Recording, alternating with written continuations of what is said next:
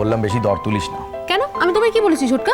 ওই যে বাচ্চাটাকে আনতে পার, এসব বলার কি দরকার? অত দরাদরি করার কি দরকার আছে নিজেকে? এই শোনো, তুমি এত বেশি কথা বলো না ছোটকা। এই যে বাবা হয়েছো, মিষ্টি খাইয়েছো? হ্যাঁ, ওইটাই তো বাকি আছে। তোমাদের বাড়িতে গিয়ে আমি মিষ্টি খাইয়ে এখানে তবে আসবো। হ্যাঁ, বাচ্চাটা হওয়ার পরে তুমি একবার বুড়ি ছোঁয়ার মতো হাসপাতালে এসেছিলে, তারপরে আর কোনো খোঁজ খবর নিয়েছো? লজ্জা করে না মিমি? না না না না, যে ছোটকা না হলে চলতো না তাকে সব কথা বলছিস? সত্যি ছোটকা, আমাদের বড় অন্যায় হয়ে গেছে।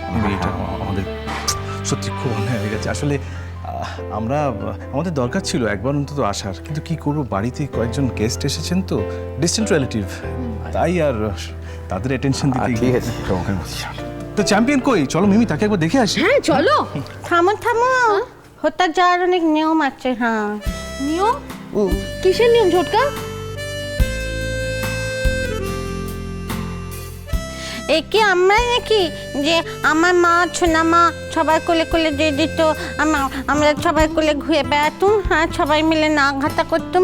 তেমন নয় কো, ওর বাচ্চাকে নিতে গেলে তোমাকে সাবান দিয়ে হাত ধুয়ে যেতে হবে, তারপর কাঁচা জামা কাপড় পরে যেতে হবে, নইলে বাচ্চাকে কোলে দেবে না কো, অনেক নিয়ম আছে। হ্যাঁ, ওই জন্য তো বাবু আমি ওই ঘরমুখো হইনি, অত নিয়ম পালন করে আমি বাপু বাচ্চা কোলে নিতে পারবো নি। হ্যাঁ, সকালবেলায় তো চলে গিয়েছিল বাচ্চাটাকে ধরতে।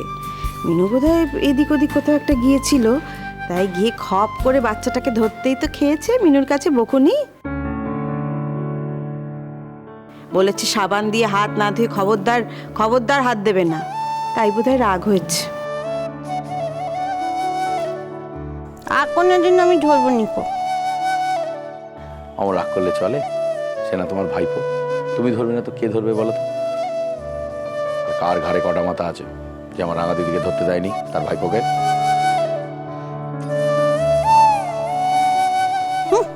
এখানে বড় বড় কথা না বলে যাও না নিজে ওপরে হেড দিদিমণির ঘরে, ওখানে তো একটা কথাও কইতে পারো নিকো, ভয় জুজু হয়ে থাকো, সবাইকে আমার চেনা হয়ে গেছে। হ্যাঁ, ঠিকই তো বলেছে পারি, ও তো ছোট্ট শিশু। আমরা যদি নোংরা হাত দিয়ে তাকে ধরি সেটা তো ঠিক হবে না, ও অসুস্থ হয়ে পড়বে। আর ও অসুস্থ হলে তো সবার আগে তুমি বাড়ি মাথায় করবে। হ্যাঁ, বাপরে বাপরে বাপ, সেদিন কি হয়েছিল? সেদিন বাচ্চাটার পেটে একটু ব্যথা হয়েছিল। ও বাবা, আমার এই ধিঙ্গি অবতার, তার তো ঘুম একেবারে মাথায় উঠলো। সে সোজা যে সে মিনু ঘরে ঠায় বসে থাকলো। কেন জল খাচ্ছে না কেন, সে ঘুমোচ্ছে না কেন, তার কি হলো, বাচ্চাটাকে যত্ন করছে না কেন, এত কথা, কত কথা, বাপরে বাপরে বাপ। তারপর বাচ্চাটাকে পেটের ব্যথার ওষুধ দিল, হ্যাঁ, বাচ্চাটা ঘুমলো, তারপর তিনি তার ঘরে গেলেন। ভালোবাসি বলেই তো সবার ঘরে ছুটে ছুটে যাই। আমার নিজের ঘরে যদি একটা বাচ্চা থাকতো তাহলে কি কারোর কাছে যেতুম? কারোর কাছে যেতুম নি। আমি স্বপ্ন দেখেছি আমার কোলেও একটা বাচ্চা আসবে। হ্যাঁ, আমার ছাড় আচুক না, ছাড়কে চুপি চুপি বলবো আমি কি স্বপ্ন দেখেছি। আমরা তো তাই চাই মা গো, আমরা তো তাই চাই। সবাই ঘরে বাচ্চা হচ্ছে, একবারে ঘর আলো হয়ে যাচ্ছে, শুধু যে সব থেকে বেশি বাচ্চা ভালোবাসে তারই। মা মা আজকের দিনে কোনো রকম মন খারাপের কথা বলবেন না, কপালে থাকলে ঠিকই হবে, দেখবেন। হ্যাঁ, ওই কুটনি বইকে বই দাও। আজকে ভোরবেলা আমি স্বপ্ন দেখেছি, ভোরবেলার স্বপ্ন সবসময় সত্যি হয়। স্বপ্ন দেখেছি এবার আমার কোলে একটা ছেলে আসবে, কি মজা কি মজা। কথায় বলে না, অবদের গোবদে আনন্দ, ওনার হচ্ছে সেই দশা। কথা নেই বার্তা নেই, এটা স্বপ্ন দেখলেন, সেই স্বপ্ন দেখে উনি আনন্দে আত্মহারা হয়ে উঠলেন। তবু যে এখনো অভদ্র আনন্দ করতে জানে, তাদের সবটুকু আনন্দ যে মরে যায়নি, এটাই তো অনেক। যাক যাক, জুডো কি খাবে বলো? একটু লুচি খাবে? সকালে ভাজা হয়েছিল, তোমাকে বলি না একটু গরম গরম ভেজে দিতে? আজ তো আমরা আপনাদের নিমন্ত্রণ খেতে আসিনি, আজ আমরা এসেছি রাঙাকাম্মা আর আমার কাকুনের নিমন্ত্রণ খেতে। তাই আজ রাঙাকাম্মা আমাদের যা খাওয়াবে আমরা তাই খাবো, তাই না রাঙাকাম্মা?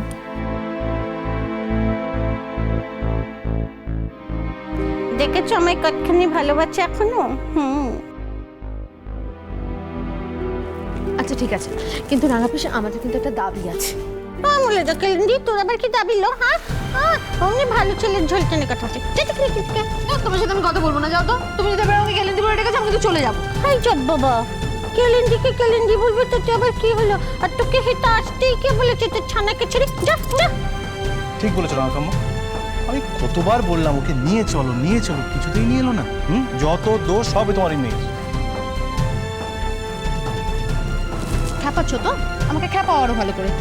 সবার সামনে যখন খারাপ খারাপ কথা বলবে, সেটা তোমার শুনতে ভালো লাগবে? তোকে যেন চিনিনি গো, হ্যাঁ তোকে যেন চিনিনি।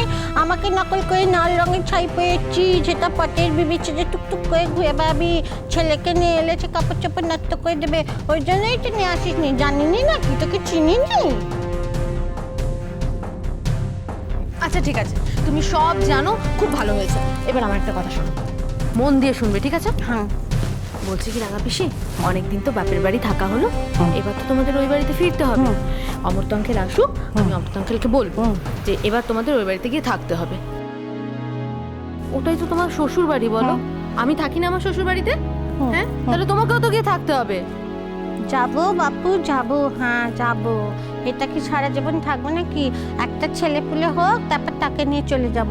এদের কথা শুনে হেতা আমিন হয়ে থেকে গেছি। আমার ছেলেকে এদের কথা শুনতে দেবো নাকি? কখনোই দেবো নি। হ্যাঁ আগে ছেলে পুলে তো হবে কিনা ঠিক ঠিক জেনে যাই কবে হবে, তারপর ঠিক চলে যাব। ও ছোনা মা, ও ছোনা মা, ও মা, ও ছোনা মা, ও বাবুজি, তোমরা আমাকে দেখতে হতে যাবে তো বাপু? হ্যাঁ তখনকার কথা তখন দেখা যাবে। এখন এক জায়গায় বসে দেখিনি চুপ করে, তখন থেকে লাফাঝাপি করছে। শাড়িটা এবার খুলে যাবে কিন্তু। বৌদি ভাই কোথায় দেখছি না? সাজছে বোধ হয়। তোমাদের বাড়ি থেকে আসার পরেই তো উনি সাদা শাড়ি ত্যাগ করেছেন না? কি বুঝিয়েছো তোমরা কে জানে?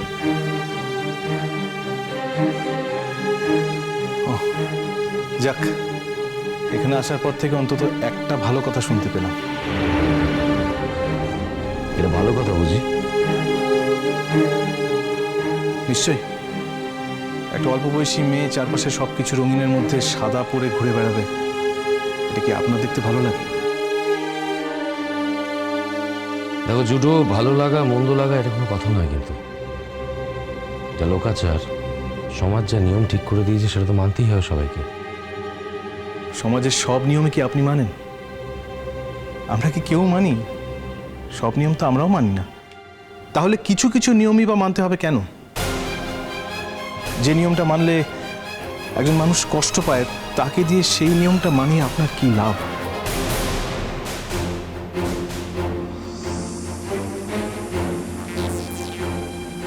আমরা সেদিন বলেছিলাম, আমরা বৌদি ভাইকে দিয়ে প্রমিস করিয়ে নিয়েছিলাম বৌদি ভাই আর কোনোদিনও সাদা পড়বে না।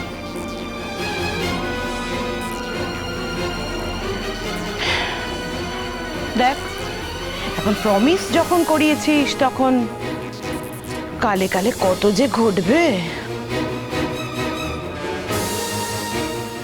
কি ঘটবে? এখন এসব কথা থাক না মেজি বৌমা, এখনো তো কিছু ঘটেনি। ঘটা গেলে তো হয়েই যেত শোনা যেটি। তখন তো সবাই বলতো যে বসু মল্লিক বাড়ির বউ এরকম একটা কাজ করেছে। আগে থেকে অ্যালার্ট হওয়াটা ভালো নয় কি? কীর্তিটা কি সেটাই তো বুঝতে পারছি না। মিমি, কীর্তিটা হচ্ছে এখন তোর বৌদি ভাইয়ের মনটা না লালের উপর থেকে উড়ে গেছে। এখন উনি পাখা মেলে উড়ে বেড়াচ্ছেন, বুঝলি? তাই নাকি? ও, what a great news!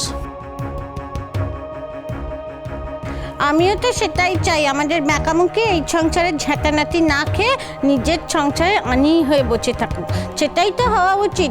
এখানে ভাও ছেয়ে পাওয়া গিয়েছিল, জানিস তো মিমি, খুব ভাও ছেয়ে পাওয়া গিয়েছিল। এই সংসারের সবাই এমন কীর্তি করলো তার সঙ্গে যে সে বাপ বাপ বলে পাল্লে গেল। হ্যাঁ